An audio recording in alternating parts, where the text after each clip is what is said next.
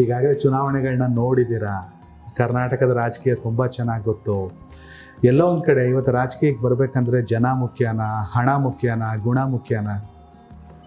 ಎಲ್ಲ ಇದ್ದೂ ಕಷ್ಟಪಡಬೇಕು ಸರ್, ಎಲ್ಲನೂ ಇರಬೇಕು, ಕಷ್ಟನೂ ಪಡಬೇಕು.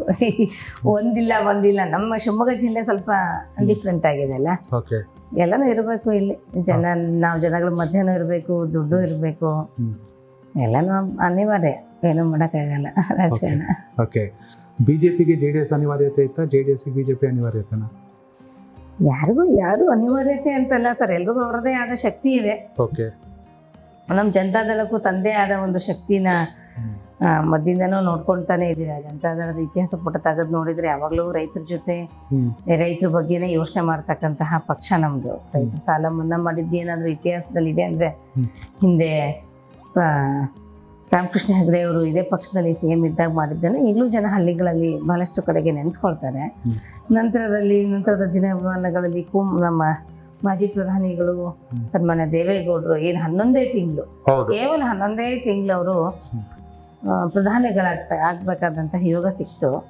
ಆ ಸಂದರ್ಭದಲ್ಲಿ ಅವ್ರು ಕೊಟ್ಟಿರ್ತಕ್ಕಂಥ ಕೊಡುಗೆಗಳೆಲ್ಲನೂ ರೈತರ ಪರವಾಗಿನೇ ಇದ್ದೀವಿ.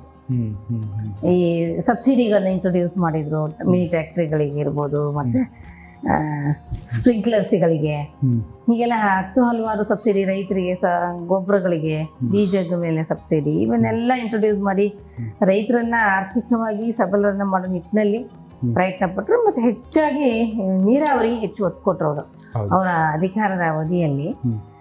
ಹಾಗಾಗಿ ರೈತರ ಬಗ್ಗೆ ಏನಾರ ಒಂಚೂರು ಚಿಂತನೆ ಮಾಡೋ ಪಕ್ಷ, ಚೂರಲ್ಲ ಬಹಳಷ್ಟು ಚಿಂತನೆ ಮಾಡೋ ಪಕ್ಷ ಅಂತ ಹೇಳಿದರೆ ನಮ್ಮ ಪಕ್ಷ ಅಂತ ಹೇಳ್ಕೊಳಕ್ಕೆ ನಮ್ಗೆ ಹೆಮ್ಮೆ ಆಗುತ್ತೆ.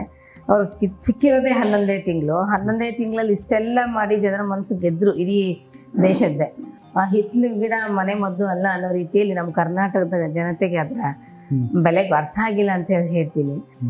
ಯಾವುದೋ ಬೇರೆ ಎಲ್ಲೋ ಒಂದು ರಾಜ್ಯದಲ್ಲಿ ಅವ್ರ ಹೆಸರಿನ ಒಂದು ಭತ್ತದ ತಳಿಗೆ ದೇವೇಗೌಡರು ಹೆಸರು ಇಡ್ತಾರೆ ಅಂತ ಹೇಳಿದ್ರೆ ನಾವು ಸ್ವಲ್ಪ ಯೋಚನೆ ಮಾಡಬೇಕು. ಕರ್ನಾಟಕದ ಜನ ನಾವೇನು ಯೋಚನೆ ಮಾಡ್ತಿದ್ದೀವಿ ಅದನ್ನು ಸರಿಯಾಗಿ ಹೇಳ್ಕೊಂಡು ಹೆಮ್ಮೆ ಪಡೋಕ್ಕೂ ನಮ್ಮವರು ರಾಜಕಾರಣ ಮಾಡ್ತಾರೆ. ಕರ್ನಾಟಕದಲ್ಲಿ ರಾಜಕಾರಣ ಸಪ್ರೇಟ್, ಬಟ್ ನಮ್ಮ ಕರ್ನಾಟಕದ ಒಬ್ಬ ವ್ಯಕ್ತಿ ಅಲ್ಲಿ ಹೋಗಿ ಪ್ರಧಾನಿಗಳಾಗಿರೋದು ನಮ್ಮ ಕರ್ನಾಟಕದ ಒಂದು ಕಿರೀಟ ಇದ್ದ ಹಾಗೆ ಅನ್ನೋ ಮನೋಭಾವನೆ ಇಲ್ಲ. ಅದರಲ್ಲೂ ರಾಜಕಾರಣನೇ ಇದೆ ನಮ್ಮ ಕರ್ನಾಟಕದಲ್ಲಿ. ನಿಜ.